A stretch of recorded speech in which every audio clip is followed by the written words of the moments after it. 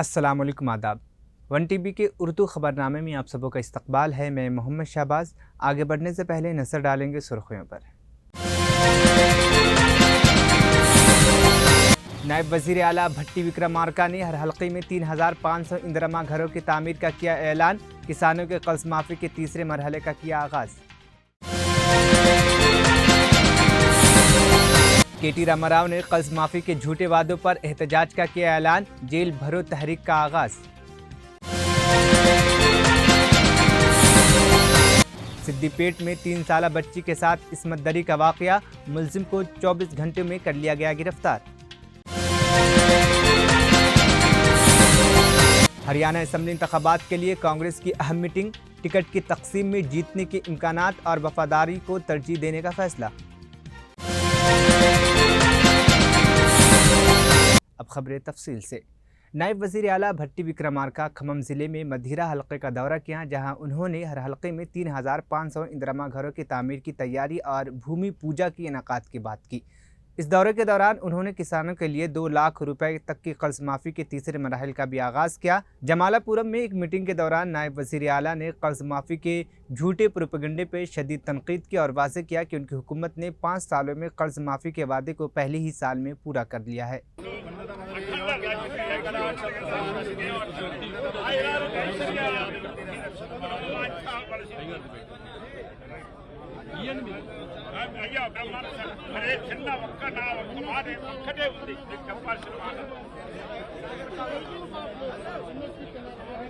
Current ఉచితంగా మీరు వాడుకున్నటువంటి వాళ్ళందరికీ ఉచితంగా కరెంటు ఇస్తామని చెప్పి గ్రామ సభలు పెట్టి మీ చేత అప్లికేషన్లు పెట్టించి ఆ అప్లికేషన్ లో మీరు సక్రమంగా వివరాలు ఇచ్చినటువంటి వాళ్ళందరికీ 200 యూనిట్ లోపల ఉన్న వాళ్ళందరికీ ఉచితంగా 0 బిల్లు మార్చి 30వ తారీఖు నుంచి ఇస్తా ఉన్నాం, 1వ తారీఖు మార్చి 1 నుంచి.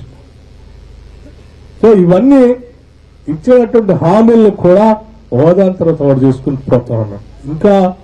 ఇంకా భవిష్యత్తులో చాలా చేయాలన్నాం. ఉదాహరణకి డ్వాక్రా సంఘాలు, మహిళలకి ఆ రోజున మనమే మన డ్వాక్రా సంఘాలని బాగా పెంచి పోషించాలని ఆలోచనతో ముందుకు పోయాం.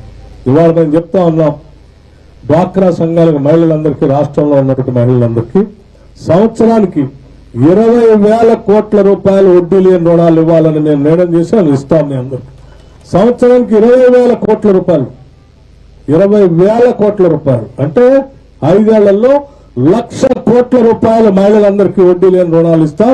ఆ వడ్డీ అంతా మేమే కడతాం. ఇది చేయబోతున్నాం. ఇక్కడ ఇందిరమ్మ డైరీ పెట్టబోతా ఉన్నాం. గతంలో మొదలుపెట్టిన దాన్ని ఆగిపోతే ఇప్పుడు ఆ ఇందిరమ్మ డైరీని కూడా తిరిగి మొదలు పెట్టబోతున్నాం. కొద్ది రోజుల్లో ఆ ఇందిరమ్మ డైరీకి సంబంధించి ఎరుపాల మండలంలో మళ్ళీ నేను వచ్చి మిల్క్ చిల్లింగ్ ప్లాంట్ కి భూమి పూజ కార్యక్రమం చేసేస్తాను వచ్చే వారం అని చెప్పి కూడా నేను అందరికి చెప్తూ, ఇంకా చాలా గ్రామాలు పోవాల్సి ఉంది కాబట్టి దయచేసి అందుగా భావించొద్దని చెప్పి మీ అందరి దగ్గర అనుమతి తీసుకుంటూ సెలవు తీసుకున్నాను. జై హింద్, జై. అవి కూడా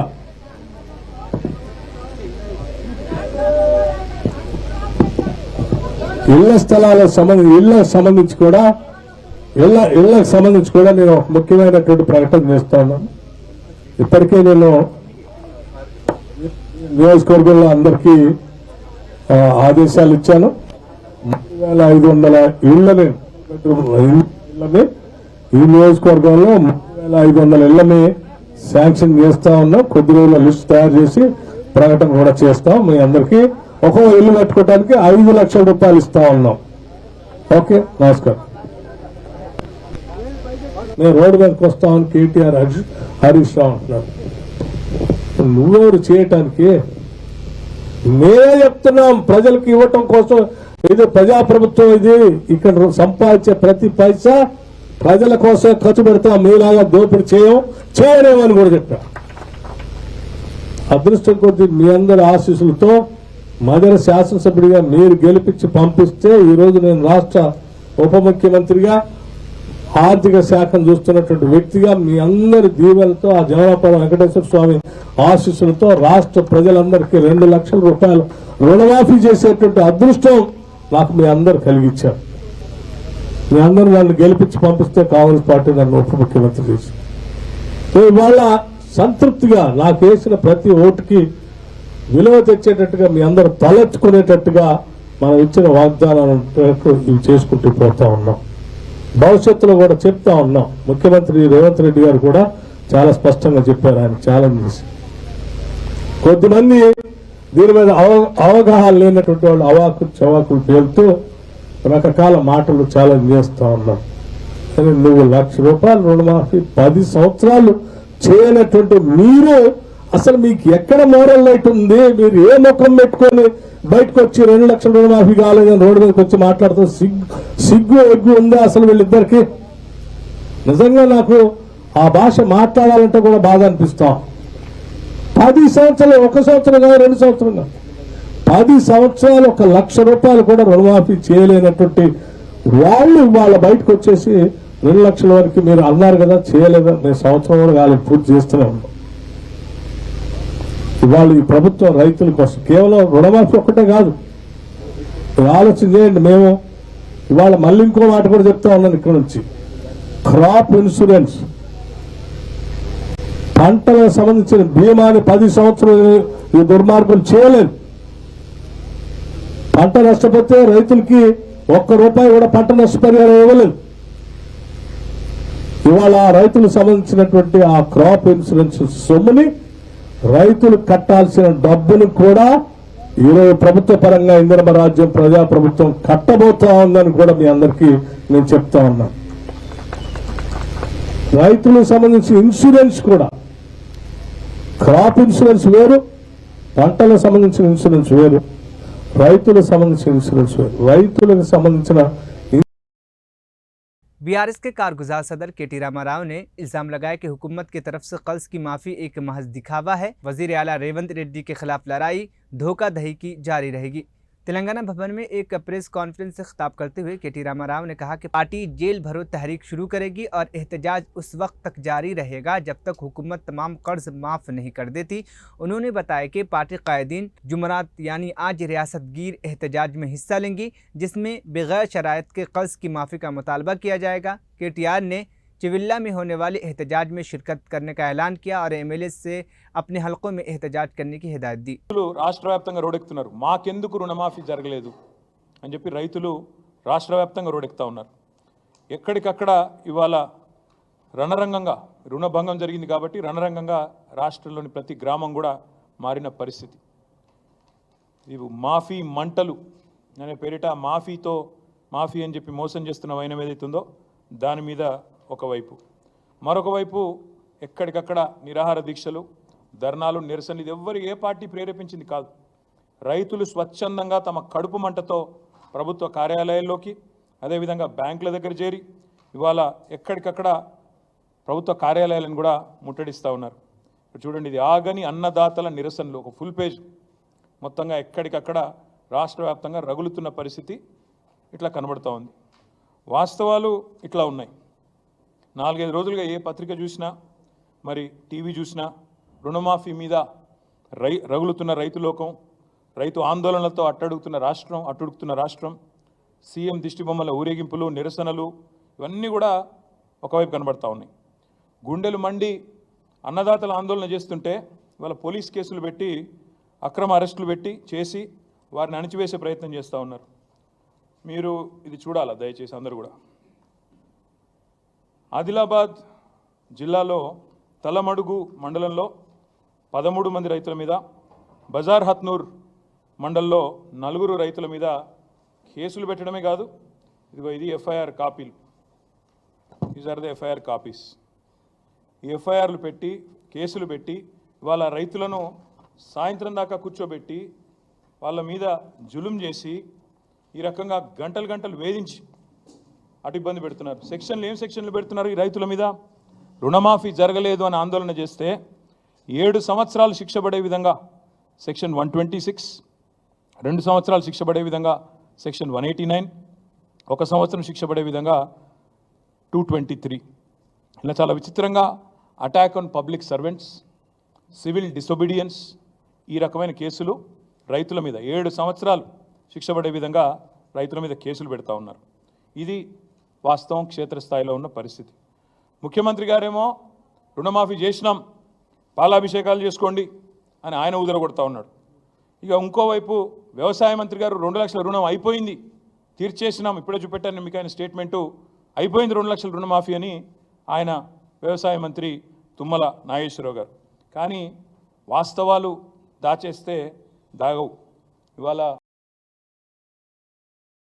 मरकजी वजीर ममलिकत बराए दाखिला बंडी संजय कुमार ने मीडिया से खिताब करते हुए कहा कि 38 एमएलए वाली बीआरएस पार्टी की जानिब से राज्यसभा इंतखाबात में उम्मीदवार नामजद करने पर सवाल उठाया।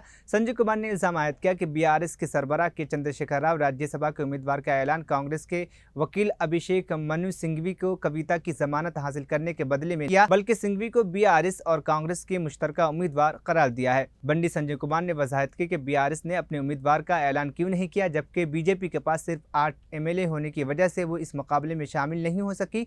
उन्होंने मजीद कहा कि अगर बीआरएस राज्यसभा की सीट पर इलेक्शन लड़ती तो कामयाबी की उम्मीद थी, क्योंकि कांग्रेस के एमएलए के दरमियान क्रॉस वोटिंग का इम्कान मौजूद था। ప్రయత్నం చేస్తున్న విషయం వాస్తవం. ఎన్నికలు వస్తున్నాయంటే బీఆర్ఎస్ బీజేపీ ఒకటి అని, ఇటు బీఆర్ఎస్ అటు ఆ కాంగ్రెస్ కూడా తప్పుడు ప్రచారాలు చేసే ప్రయత్నం చేస్తున్నారు. ఇప్పుడు కాంగ్రెస్ బీజేపీ ఒకటి అని బీఆర్ఎస్ పార్టీ వాళ్ళు ఇట్లా అనేక రకాలుగా తప్పుడు ప్రచారం చేస్తున్న సందర్భంలో ఈరోజు తెలంగాణ సమాజానికి ఫుల్ క్లారిటీ వచ్చేసింది. బీఆర్ఎస్ కాంగ్రెస్ లో విలీనం కాబోతుందన్న విషయం ఈ రోజుతో పూర్తిగా స్పష్టత వచ్చేసింది. ఇది వాస్తవ రూపం దాల్చబోతున్నది కూడా. ఎందుకంటే నిన్న కూడా చెప్పిన నేను, కాంగ్రెస్ పార్టీ రాజ్యసభ అభ్యర్థిగా పోటీ చేస్తున్న వ్యక్తి, కాంగ్రెస్ పార్టీ రాజ్యసభ అభ్యర్థిగా తెలంగాణ రాష్ట్రం నుంచి నిర్ణయించిన వ్యక్తి,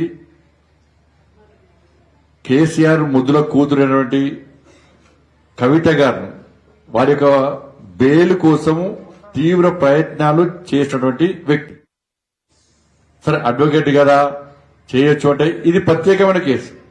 కాంగ్రెస్ పార్టీ మొదటి కూడా విమర్శిస్తున్నారు భారతీయ జనతా పార్టీని. కాబట్టి కవిత గారి బెయిల్ కోసం విశ్వ ప్రయత్నం చేసి ఆర్గ్యుమెంట్ చేసినటువంటి కింది కోర్టులో వాదనలు వినిపించిన వ్యక్తికి ఇలా కాంగ్రెస్ పార్టీ కవిత గారికి తరఫున వాదనలు వినిపించినందుకే ఈరోజు రాజ్యసభ అభ్యర్థిగా కేసీఆర్ గారి యొక్క ఆదేశాల మేరకు, కేసీఆర్ యొక్క సూచనల మేరకు ఈరోజు వారిని ప్రకటించడం జరిగింది. ఇది వాస్తవం.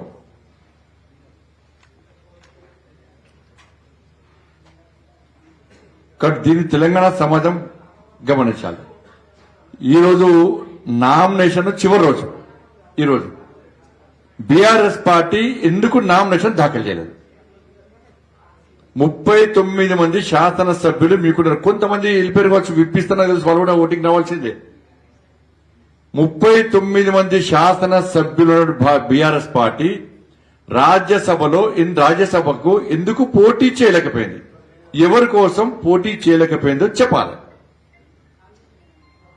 మాకు కేవలం 8 మంది ఉన్నట్టు మేము చేయలేకపోయాం. 39 మంది ఉంటే పక్క మేము చేసేవాళ్ళం. మేము అరే గెలిచోళ్ళు కాంగ్రెస్ పార్టీ క్రాస్ ఓటింగ్ అవుతుండే.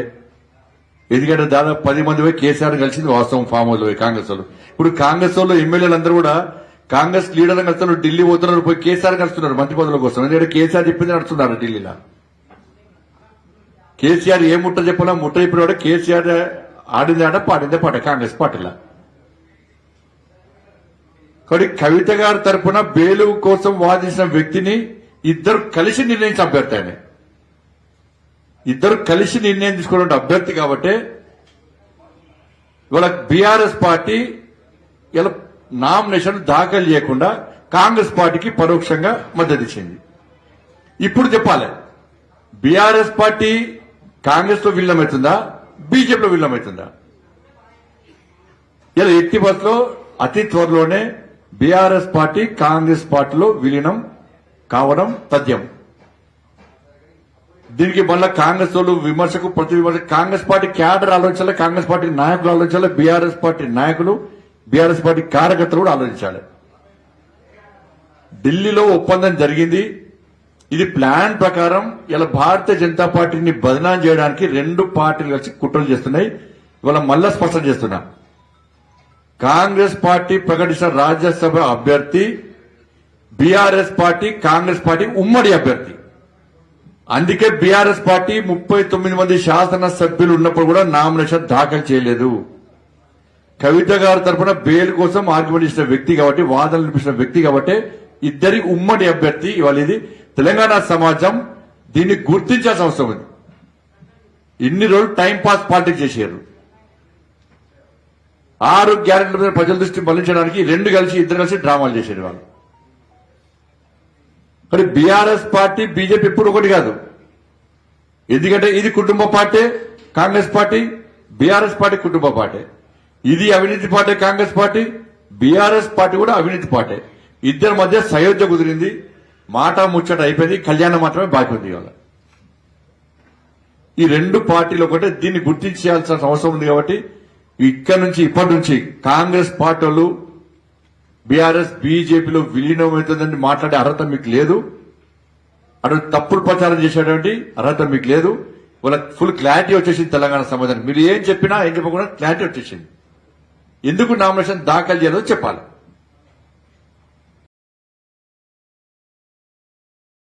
भारतीय किसान संघ के ज़ेर एहतमाम किसानों ने कलेक्ट्रेट पर धरना दिया, जिसमें रियासत भर में बगैर किसी पाबंदी के 2 लाख रुपए तक के कर्ज माफ़ी का मुतालबा किया गया।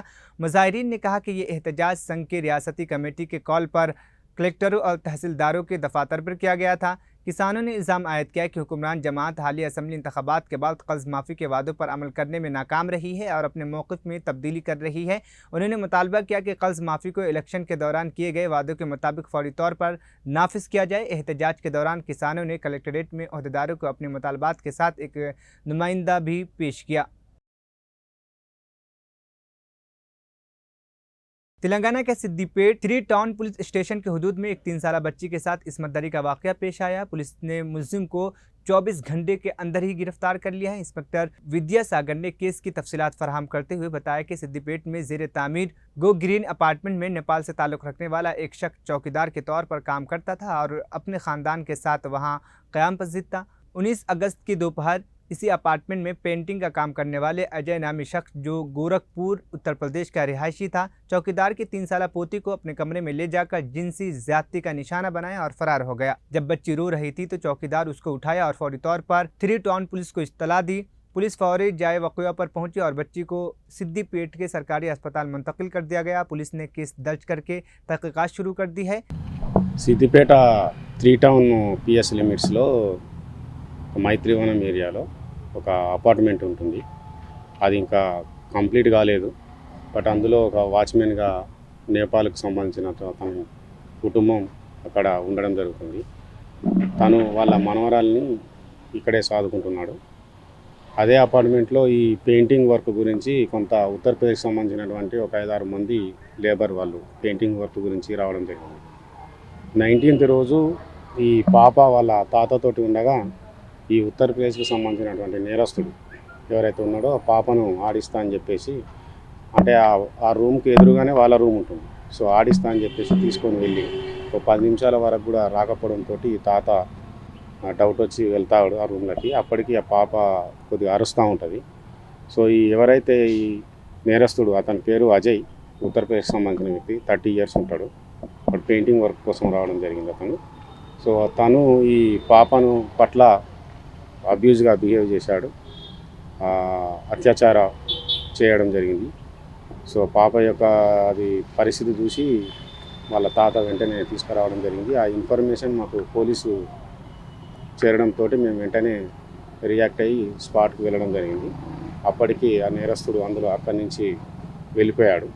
సో వెంటనే పాపను హాస్పిటల్కి తీసుకురావడం జరిగింది. తర్వాత మెడికల్ ఎగ్జామినేషన్, అలాగే భరోసా సెంటర్కు తీసుకెళ్ళి తర్వాత ఆమె యొక్క స్టేట్మెంటు, తర్వాత వాళ్ళ తాతది, తర్వాత వాళ్ళ నానమ్మది స్టేట్మెంట్ కూడా రికార్డ్ చేయడం జరిగింది.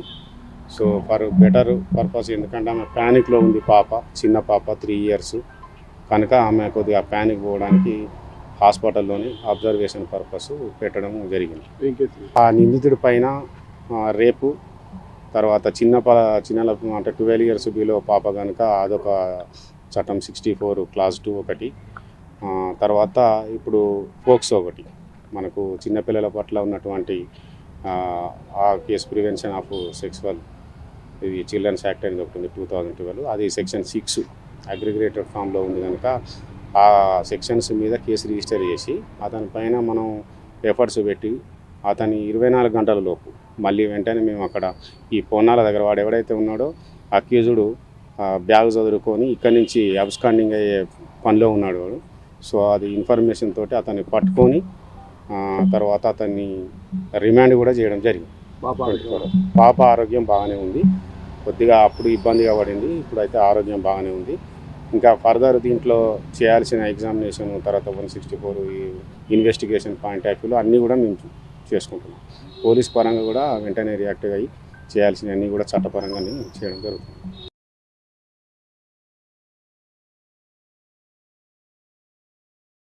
तेलंगाना के निजामाबाद शहर में बारिश के नाले में बह जाने वाली 2 साला लड़की की लाश बरामद कर ली गई है, जहां 4 शंबे की शाम निजामाबाद शहर के आनंद नगर इलाके में रिहाइश पसीद 2 साला लड़की अपने घर के सामने खेल रही थी कि अचानक वो सामने से गुजरने वाले नाले में बह गई।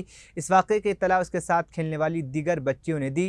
लड़की के घर वालों ने फ़ौरन पुलिस को इत्तला दी, जिसके बाद पुलिस ने डिजास्टर मैनेजमेंट के अमले के ताउन से रात भर बच्ची की तलाश की। तहम जुमरात की सुबह बच्ची की लाश काफ़ी दूर से बरामद हुई है। पुलिस ने लाश को मुर्दा खाना मुंतकिल कर दिया है और तहकीकात जारी है। నాకు తెలియదు, నేను పనికి వెళ్ళినా సార్. మా అత్తమ్మ నేను 6:30కి వచ్చిన సార్ పనికి. మీరు ఎప్పుడు గుర్తించారు అంటే పాప పడిపోయినట్టు? నాకు తెలియదు, నేను పని కొంచెం వచ్చినాక నాకు ఇక్కడ మంది ఆగిందైతే తెలిసింది. అప్పుడు తెలియదు. నీకు ఎట్లా తెలిసింది అసలు పడిపోయినట్టు? నీకు ఎవరు చెప్పారు? బాబు చెప్పిండా లేకపోతే ఇంకెవరు? సార్ ఇందులో పడిపోతే సార్ మా పిల్లలు గిన్నె ఆడతారు సార్. ఇన్ని రోజుల నుంచి ఎవరు రాలేరు, మాకు తెలియదు సార్. మేము గట్టక ముందు నుంచి అది అట్లనే ఉంది సార్. ఇక్కడికి వచ్చి 3 సంవత్సరాలు అవుతుంది సార్. ఒక స్తంభం లేదు, ఒక లైట్ లేదు, పిల్లలు ఆడతారు, బండిలు ఇంటి నుంచే పోతాయి. ఉండేటోళ్ళు ఎట్లా ఉండాలి? మేము గరీబోళ్ళు పని చేస్తేనే మాకు కడుపు నిండుతుంది. మా 3 పిల్లలు ఉన్నారు ఇక్కడ. పిల్లలు గిన్నె అంటారు, ఏమన్నా అంటే బండి వాళ్ళని అటు తీసుకుపోతే రోడ్ అంటారు. మరి పిల్లలు ఏడ ఆడుకోవాలి సార్ చెప్పండి మీరు? कोलकाता में लेडी डॉक्टर की इस्मत रेज़ी और कत्ल की वजह से पूरे मुल्क में गम गुस्सा फैल गया है और मुख्तलिफ मकामात पर एहतजाज जारी है। इस दौरान दिल्ली के चाणक्यपुरी इलाके में एक लड़की के साथ इज्तमाई इस्मत रेज़ी का वाक़या सामने आया है। मुतासिरा लड़की के मुताबिक उस पर जुल्म करने वाले 2 अफराद उसके दोस्त थे, जिन्होंने दिन दहाड़े ये शर्मनाक हरकत की। पुलिस ने मुतासिरा की शिकायत पर फौरी FIR दर्ज कर ली है। मुतासिरा की दी गई मालूमात के मुताबिक पुलिस ने दोनों मुलजिमान को गिरफ्तार कर लिया और तफ्तीश जारी है। बुध के रोज़ चाणक्यपुरी के बुद्ध जयंती पार्क में पेश आने वाले इस वाक़े में एक मुस्लिम लड़की का दोस्त है, जबकि दूसरा उसके दोस्त का दोस्त बताया गया है। दोनों मुसलमान ने मशहूर बुद्ध जयंती पार्क में लड़की के साथ इज्तमाई इस्मत रेज़ी की, जो दिल्ली में एक मारूफ पार्क है। इत्तलात के मुताबिक लड़की दिल्ली के मज़ाफ़ात में अपने ख़ानदान के साथ रहती है। गुज़िश्ता मंगल को वो चाणक्यपुरी के बुद्ध जयंती पार्क में अपने दोस्त से मिलने गई थी। इस दौरान लड़के ने अपने एक दोस्त को फ़ोन किया और दोनों ने लड़की को धमकियाँ देकर पार्क में इज्तमाई इस्मत दरी की। आसाम के वज़ीर आला हेमंत बिस्वा शर्मा की क़यादत में काबीना ने मुस्लिम शादी के रजिस्ट्रेशन के मुतालिक अहम फ़ैसला किया है। 21 अगस्त को आसाम काबीना ने मुस्लिम शादी रजिस्ट्रेशन बिल 2024 को मंजूरी दे दी है। इस बिल के तहत मुसलमानों की शादी के रजिस्ट्रेशन का इख्तियार काजी से लेकर हुकूमत के पास मुंतकिल कर दिया जाएगा। वज़ीर आला हेमंत बिस्वा शर्मा ने इस फैसले की इत्तला सोशल मीडिया प्लेटफॉर्म एक्स पर दी। उन्होंने अपने पोस्ट में लिखा, आज आसाम काबीना ने मुस्लिम शादी रजिस्ट्रेशन बिल 2024 को मंजूरी दे दी है। इसमें 2 अहम निकात हैं। पहला, शादी का रजिस्ट्रेशन अब काजी नहीं बल्कि हुकूमत करेगी, और दूसरा, नाबालिगों की शादी रजिस्ट्रेशन को गैर कानूनी करार दिया जाएगा। इस बिल की मंजूरी से अब मुसलमानों की शादी का रजिस्ट्रेशन सरकारी तौर पर किया जाएगा, जिसके तहत नाबालिगों की शादियों को भी कानूनी तौर पर रोका जाएगा। देखिए, हमारे जो मुस्लिम विवाह होते थे उनको काजी रजिस्टर करते थे। आज से ये सरकार में रजिस्टर होगा, और उस बिल में पहले प्रावधान था कि माइनर का भी मैरिज भी रजिस्टर हो सकता है। आज से माइनर का शादी रजिस्ट्रेशन नहीं होगा। तो बेसिकली यही 2 प्रोविजन है। Basically child marriage, we want to attack on the child marriage.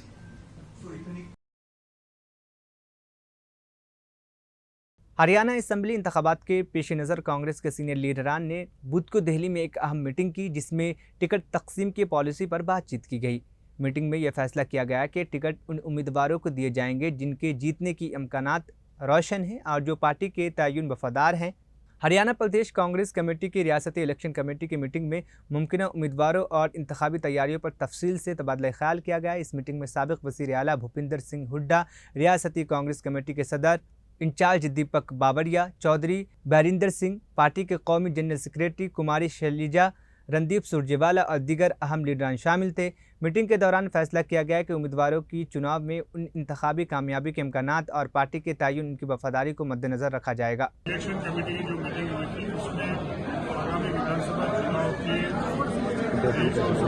रखते हुए हमारे प्रत्याशी जो है जो टिकट प्रार्थी हैं उन सबके लिए क्या व्यवस्था करना चाहिए उसका एक पूरा डिस्कशन हुआ।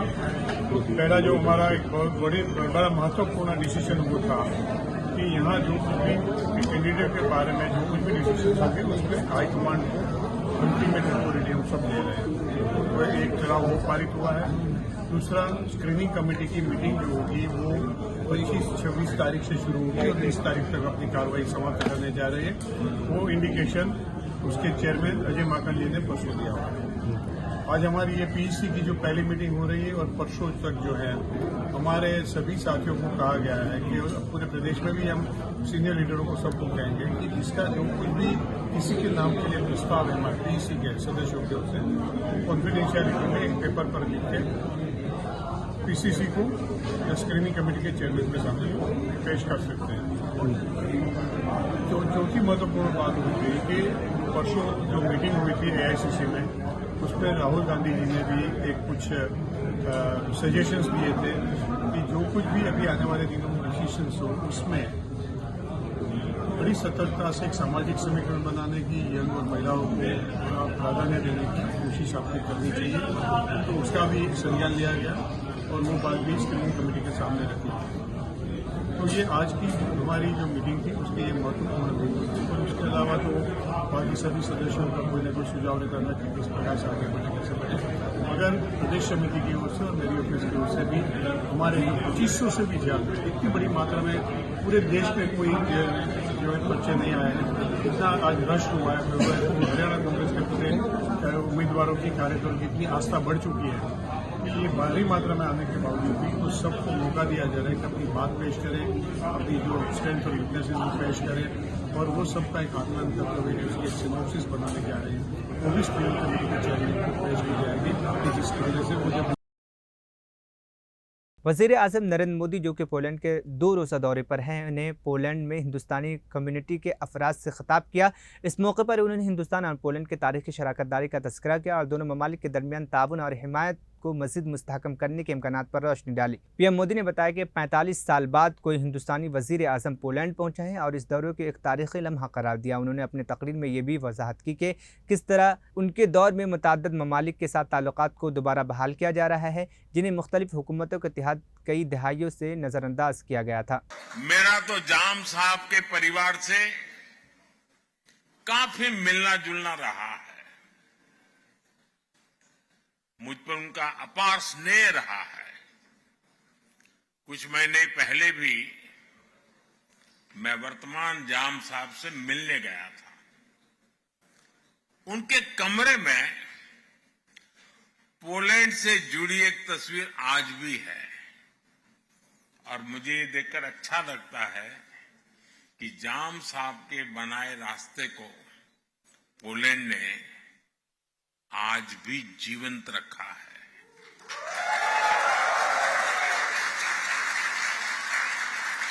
2 दशक पहले जब गुजरात में भीषण भूकंप आया था तो जामनगर भी उसकी चपेट में आ गया था। तब पोलैंड सबसे पहले मदद के लिए पहुंचने वाले देशों में से एक था।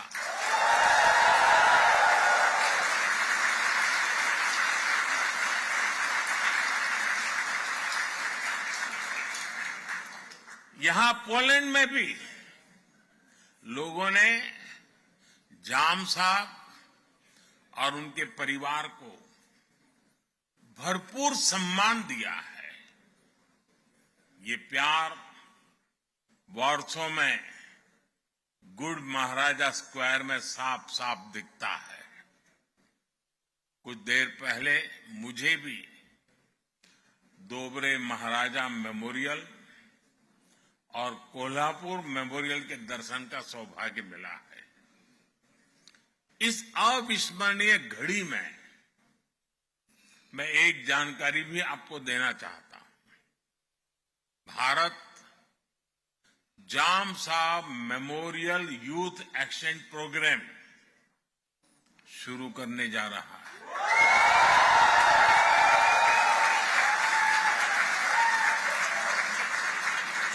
इसके तहत भारत 20 पोलिश युवाओं को हर साल भारत आने के लिए आमंत्रित करेगा।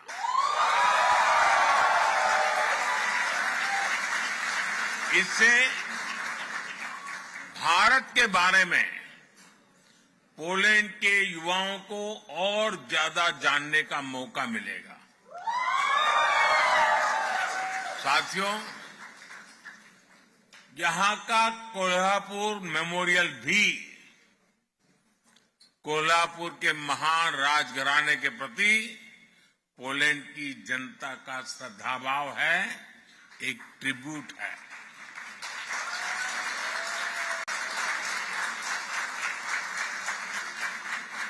महाराष्ट्राच्या नागरिकांच्या आणि मराठी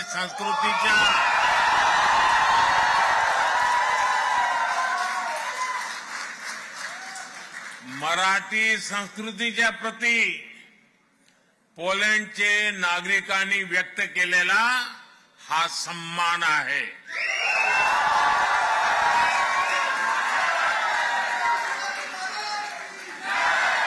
मराठी संस्कृतीत मानव धर्म आचरणाला सर्वात अधिक प्राधान्य आहे। छत्रपति शिवाजी महाराज की आखिर में सुर्खियां एक बार फिर। नायब वजीर आला भट्टी विक्रमार्का ने हर हल्के में 3,500 इंदिरा घरों की तामीर का किया ऐलान। किसानों के कर्ज माफी के तीसरे मरहले का किया आगाज। केटी रामाराव ने कर्ज माफी के झूठे वादों पर एहतजाज का किया ऐलान। जेल भरो तहरीक का आगाज। सिद्दीपेट में 3 साला बच्ची के साथ इस्मत दरी का वाकया। मुलजिम को 24 घंटे में कर लिया गया गिरफ्तार। हरियाणा असेंबली इंतखाबात के लिए कांग्रेस की अहम मीटिंग। टिकट की तकसीम में जीतने के इम्कानात और वफादारी को तरजीह देने का फैसला। वन टीवी उर्दू खबरनामा यहीं पर इख्तिताम पसीद हुआ। मुझे दीजिए इजाज़त, फिर होगी कल मुलाकात। अल्लाह हाफिज़।